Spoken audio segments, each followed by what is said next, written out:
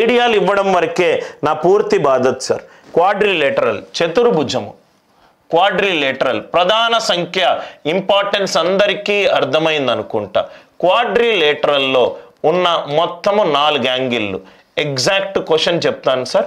ఏ రేషియోలో ఉన్నాయంటే 3:5 క్వశ్చన్ రాస్తున్నాను. ఇది ఒరిజినల్గా ఎగ్జామ్లో అడిగిన క్వశ్చన్. నేను ప్రీవియస్ ఇయర్ క్వశ్చన్లు చూస్తున్నాను. రైట్, 3:5:9:13. ఆ యాంగిల్స్ ఎంత? ఎప్పుడైతే నేను ప్రీవియస్ కాన్సెప్ట్ చెప్పానో టక్కున మీ మైండ్లో కొంత ఎలగాలి సార్. 36:60, 108, 156. టక్కున మీకు అది మైండ్లో నేను చెప్పిన లాజిక్స్ రెండు కనెక్ట్ అవుతే గనక ఏది యాంగిల్ కనుక్కోకుండా మీరు ఆన్సర్ చేస్తారు. ఇది 36, ఇది 60, ఇది 120, ఇది 144, ఇది 80. Same exact option sir. ఇది 120, ఇది 100, ఇది మళ్ళీ 80, ఇది మళ్ళీ 80. అనిల్ సార్ ఏమన్నాడు? 3:5:9:13 యాంగిల్ కనుక్కోకుండా క్వశ్చన్ చూడమన్నాడు. ఇదేమో 3 3s are 9. ఫస్ట్ థర్డ్దేమో 3 times ఉండాలి, 3 times. ఇది లేదు, ఇది లేదు, ఇది లేదు. ఫస్ట్ అది చూడంగానే ఆన్సర్ వచ్చింది. ఇదేంటి సార్? 13. ఆన్సర్ 13 తోటి డివైడ్ అవ్వాలి. ఇది కాదు, ఇది కాదు, ఇది కాదు. ఇప్పటి నుంచి కోణాలకు సంబంధించి ఏదైనా క్వశ్చన్ అడిగినా మీరు ఇలానే సాల్వ్ చేయండి సార్. మళ్ళీ ఇంకోటి చూడండి. ఇక్కడ ఇది 9. 9 అంటే ఇది 3తో డివైడ్ అయి ఉంది, ఇది 3తో డివైడ్ లేదు, ఇది 3తో డివైడ్ లేదు. అలా మీరు మీకు మీరుగా ఓన్ కంక్లూజన్స్ వేసుకుంటారు. రైట్, ఎప్పుడు మీరు రేషియోలో కూడా నేను ఇదే చెప్తాను సార్. రేషియోలో కూడా నేను ఇదే కాన్సెప్ట్ చెప్తాను. సపోజ్గా 132 రూపాయలు అనేది ఇద్దరి మనుషులకు 5:7 రేషియోలో డివైడ్ చేశాను. A:B. B వాల్యూ ఎంత? చూడంగానే మీకు ఐడియా వస్తుంది. చూడంగానే మీకు ఐడియా వస్తుంది. నవ్వు ఇక్కడ చూడండి సార్. ఇది చాలా ఇంపార్టెంట్ కాన్సెప్ట్ సార్. ఇది మీకు రైట్ సపోజ్గా ఆప్షన్స్ గనక ఇలా ఉన్నాయనుకోండి. రైట్, 77, 70, 66, 72 ఇలా ఉన్నాయనుకోండి. 77, 70 రైట్, 66, 72. నవ్వు ఇక్కడ చూడండి సార్. మీరు ఎలా చూస్తారు అని అంటే ఇక్కడ చూడండి సార్. ఇది బి వాల్యూ 7 తోటి డివైడ్ అవ్వాలి. ఇది కాదు, ఇది కాదు. 132లో నాకు 11 ప్రధాన సంఖ్య కనబడుతుంది. ఆన్సర్ 11 తోటి డివైడ్ అవ్వాలి. ఆన్సర్ 11 తోటి ఉండాలి, 7 తోటి ఉండాలి. ఆన్సర్ 11 తోటి ఉండాలి, 7 తోటి ఉండాలి. Are you all with me? ప్రత్యేకంగా క్యాలిక్యులేషన్లు చేయాల్సిన అవసరం ఏం లేదు.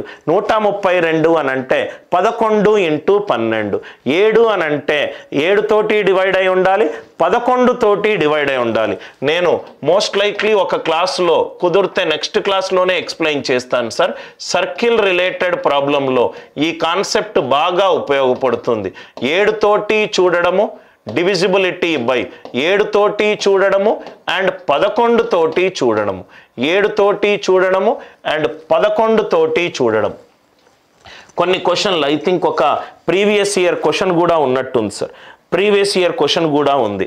రైట్, ఒక క్వశ్చన్ ఏంటంటే ఒక అర్ధవృత్తం యొక్క, ఇప్పుడే చెప్తాను సార్, అర్ధవృత్తం యొక్క పెరిమీటర్, అర్ధవృత్తం యొక్క ఇది ఎస్ఎస్సిలో అడిగిన క్వశ్చన్ 36. అలాంటప్పుడు రైట్ నాకు అర్ధవృత్తం యొక్క వైశాల్యము కావాలి, ఏరియా ఆఫ్ సెమీ సర్కిల్ కావాలి, area of semi circle. Semi circle ఆప్షన్లు చూడండి సార్. 42, 54 ఎగ్జాక్ట్ ఆప్షన్లు. ఇది ఎస్ఎస్సిలో వచ్చిన క్వశ్చన్. 63, 77, 63, 77. రైట్, నవ్వు ఇక్కడ చూడు. రైట్, సెమీ సర్కిల్ పెరిమీటర్ ఎంత? 36. సెమీ సర్కిల్ ఏరియా ఎంత? అరే ఏరియా ఆఫ్ ఏ సర్కిల్ ఏంటి సార్? πr². పైని మనము 22/7 × r². ఇదేమో ఆన్సర్లన్నీ ఇంటీజర్లు ఉన్నాయి. ఆన్సర్లన్నీ పూర్ణ సంఖ్యలు ఉన్నాయి అంటే ఇది 7 తోటి భాగించాలి 22లో నాకు 11 ప్రధాన సంఖ్య ఉంది కాబట్టి ఆన్సర్ 11 తోటి 7 తోటి భాగింపబడాలి 11 7 తోటి భాగింపబడాలి ఏది చూడాల్సిన అవసరం లేదు ఆన్సర్ ఎంత 77 ఆన్సర్ ఎంత 77 ప్రధాన సంఖ్య పేరే చెప్తుంది సార్ అది చాలా ప్రధాన సంఖ్య చాలా ఇంపార్టెంట్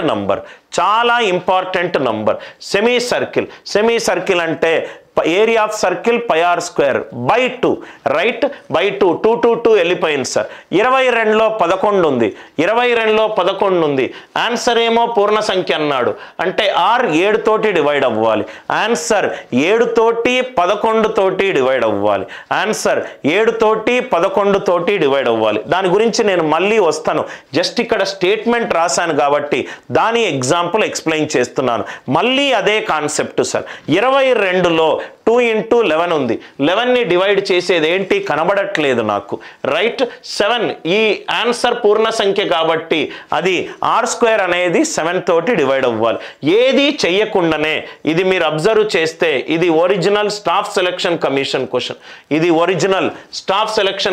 క్వశ్చన్ ఇది ఇంకొక యాప్టిట్యూడ్ ఎగ్జామినేషన్ క్వశ్చన్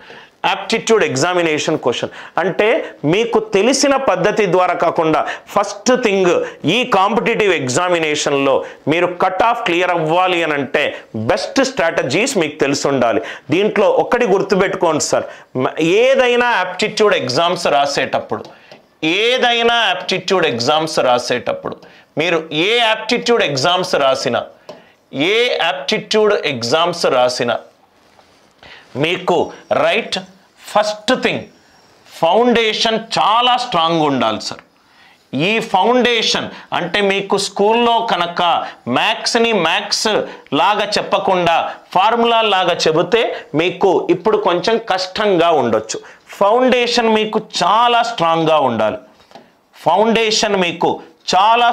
ఉండాలి ఈ ఫౌండేషన్ స్ట్రాంగ్గా ఉండాలి అని అంటే మన ఇండియాలో మనకు ఒక సబ్జెక్ట్ నచ్చింది అని అంటే ఆ సబ్జెక్ట్ చెప్పే టీచర్ మనకు నచ్చేటట్టు చెప్పాడు కాబట్టి మనకు సబ్జెక్ట్ నచ్చడం అనేది టీచర్ నచ్చడం పైన పూర్తిగా డిపెండ్ అయి ఉంది ఫస్ట్ ఫౌండేషన్ చాలా స్ట్రాంగ్గా ఉండాలి సెకండ్ వై ఎందుకు ఈ కాన్సెప్ట్ ఉపయోగపడుతుంది ఈ కాన్సెప్ట్ వల్ల నాకు ఉపయోగం ఏంటి ఎక్కడ ఈ కాన్సెప్ట్ నాకు ఉపయోగపడుతుంది ఎక్కడెక్కడ నాకు ఈ కాన్సెప్ట్ ఉపయోగపడదు ఎందుకు ఈ కాన్సెప్ట్ ఈ పర్టికులర్ దాంట్లో ఉపయోగపడుతుంది చదువుకునే విధానం ఇది కాకుండా ఏదో ఒక బుక్ తీసుకొని 100 ప్రాబ్లంలు సాల్వ్ చేస్తే అది కాదు sir right why what when where and how ఇది నేర్చుకున్న తర్వాత మీరు ప్రాక్టీస్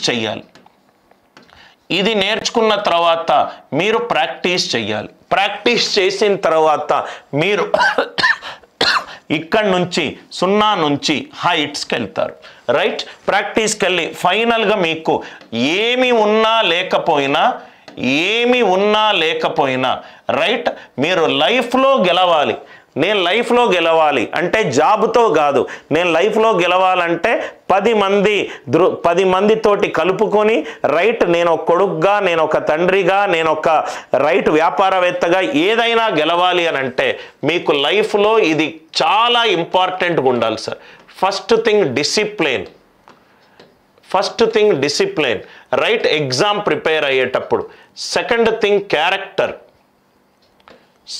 థింగ్ క్యారెక్టర్ దాని తర్వాత థర్డ్ థింగ్ సెల్ఫ్ బిలీఫ్ ఈ 3 లేనప్పుడు నాన్ మ్యాథ్స్ స్టూడెంట్స్కి ఏంటి అని అంటే సార్ నాకు మ్యాథ్స్ రాదు అని అనుకుంటే సపోజ్ ఒక అమ్మాయి అంటే నీకు ఇష్టము ఏ అమ్మాయి నాకు పడదు సార్ అని చెప్పి కూర్చున్నావా రైట్ సపోజ్గా నీకు సైకిల్ నడపడం రాదు సైకిల్ నడిపే ఎవరినన్ను అడుగుతూ ఒకసారి కింద పడ్డ తర్వాతనే వెళ్తుంది బైక్ కొనిచ్చిన తర్వాత అటు ఇటు తిప్పుతూనే ఉంటే ఒకసారి కిందకు దిగి మోకాలు చిప్పిరుగుతూనే అంత స్పీడ్గా మనం వెళ్ళొద్దు అని అనిపిస్తుంది రైట్ నాన్న రూపాయి ఇస్తూనే ఉంటే నాన్న ఏంది నాన్న 10 రూపాయలు అడుగుతా కూడా ఇస్తలేవు అని తిట్టిన నీకు పెళ్ళైనప్పుడు నీ కొడుకు ఒకటి అడిగింది ఇవ్వలేకపోతే రూపాయి విలువ నీకు తెలుస్తుంది right discipline character and self belief ఈరోజు నేను చాలా ఇంపార్టెంట్గా క్వశ్చన్లతో పాటు ఆన్సర్లు కూడా చూసే విధానము మీరు నేర్చుకోవాలి. ఈ క్వాడ్రిలేటరల్ ఇంకా నేను 3Dలో కూడా ఇంకొన్ని ఇంట్రెస్టింగ్ కాన్సెప్ట్స్ కూడా నేను మీకు చెప్తాను సార్. మొట్టమొదటి క్యాట్ క్వశ్చన్, అందుకే జనరల్గా క్యాట్లో కొంచెం చూడ్డానికి మనకు కష్టం అనిపిస్తుంది, కానీ లాజికల్గా సాల్వ్ చేస్తే మనకు ఈజీగా ఉంటుంది. చిన్న పాయింట్ సార్, వృత్తాజ్య అనేది less than are equivalent to వ్యాసం. నేను నిన్న చెప్పాను, అది యూజ్ చేసి 2-3 నిమిషాలు తీసుకునే ప్రాబ్లంని చాలా తక్కువగా సాల్వ్ చేశాను. ప్రతి ఒక్క క్వశ్చన్ని చాలా కేర్ఫుల్గా అబ్జర్వ్ చేయండి సార్. మీరు ప్రతి ఒక్క దాన్ని కేర్ఫుల్గా అబ్జర్వ్ చేయండి. ఇది మీరు బాక్స్లో పెట్టుకోండి సార్. అది అరిథమెటిక్ అయినా, ఆల్జిబ్రా అయినా, జామెట్రీ అయినా, ఏదైనా prime number, right most non zero digit, unit digit, divisibility rule and speed calculation. నేను ఒకసారి right most non zero digit మీద కూడా ఒక ఎగ్జాంపుల్ తీసుకుంటాను. ఇక్కడ చూడండి సార్, పై అనేది 22/7, ఆర్ అనేది 21 ఇచ్చాను, హెచ్ అనేది 14 ఇచ్చాను, హెచ్ అనేది 14 ఇచ్చాను. నవ్వు ఇక్కడ చూడండి సార్, నాకు వాల్యూమ్ ఆఫ్ సిలిండర్ కావాలి, సిలిండర్ వాల్యూమ్ రావాలి. రైట్, నేను ఒకసారి 3Dలో కూడా నేను డీటెయిల్గా చెప్తాను. జస్ట్ ఒక చిన్న క్యాల్కులేషన్స్. ఇక్కడ మీరు ఏం చేయాలి, πr²h 22/7 ఇంటూ 21² ఇంటూ హెచ్ మీరు ఇలా రాస్తారు, ఇంటూ హెచ్. నవ్వు ఇక్కడ చూడండి sir, 7 1s are 7 2s are. దయచేసి క్యాల్కులేషన్ చేసి నేను రామానుజం వాళ్ళ మునిమనవణ్ణి అని చెప్పాల్సిన ప్రయత్నం ఏం చేయకండి. 22 ఇది 11 తోటి డివైడ్ అవుతుంది, 21 ఇది 7 తోటి డివైడ్ అవుతుంది, 7 తోటి డివైడ్ అవుతుంది. 2 + 1 3, 3 3s are 9. Answer digital sum 9 రావాలి, ఆన్సర్ డిజిటల్ సమ్ 9 రావాలి. Right most non zero digit 2 2s are 4, 1 1s are 4. Right most non zero digit ఎంత రావాలి, 4 రావాలి. ఏది ఆన్సర్ ఆప్షన్ ఉంటే అదే చూసుకోండి. అన్ని కండిషన్లను సాటిస్ఫై చేయాలి, అన్ని కండిషన్లు. దయచేసి క్యాల్కులేషన్లు చేసుకోవద్దు సార్. πr²h, పై అనేది ఇక్కడ ఈక్వల్ టు సబ్స్టిట్యూట్ చేయమని వాడు ఇచ్చాడు. So 22/7 into 21 into 21 into 14. First thing, question చేసేటప్పుడే ఆన్సర్ మీద కన్ను ఉండాలి సార్. ఎప్పుడైనా ఒక ఫుట్బాల్ ఆడే వ్యక్తిని అడగండి, వాడు బాల్ తన్నేటప్పుడు గోల్ పోస్ట్ దగ్గర ఎక్కడున్నాడు, ఎక్కడున్నాడు. ఒక క్రికెటర్ని అడగండి, బ్యాట్ని తోటి వాడు ఆడేటప్పుడు వాడి కన్నెప్పుడు ఫీల్డర్ పైన ఉంటుంది, ఫీల్డర్ ఎట్లున్నాడు, స్లిప్ ఉన్నాడా లేదా. మీరు క్వశ్చన్ సాల్వ్ చేసేటప్పుడు మీ కన్నెప్పుడు ఆన్సర్ ఆప్షన్ పైన ఉండాలి. 2 2s are 4, 1 1s are 1, 4 1s are 4. Answer right most non zero digit 4, 3 3s are 9. Answer digital sum 9 ఉండాలి. 22 ఏమో దాంట్లో 11 ఉంది, ఆన్సర్ 11 తోటి డివైడ్ అవ్వాలి. 21 అది ఆన్సర్ 7 తోటి డివైడ్ అవ్వాలి. దీని ద్వారా ఈజీగా మీకు ఆన్సర్ ఆప్షన్లు ఎలిమినేట్ అయిపోతాయి. ఒక ఐడియా వచ్చిందనుకుంటా. ఇప్పటి నుంచి మనము పూర్తి శ్రద్ధ జామెట్రీ మెన్సురేషన్ ప్రాబ్లంలు చేసేటప్పుడు మనము పూర్తిగా పెట్టే శ్రద్ధ దేని మీద పెడతాము, ప్రధాన సంఖ్య ఎక్కడుందో అక్కడ ఎతుకుతాం.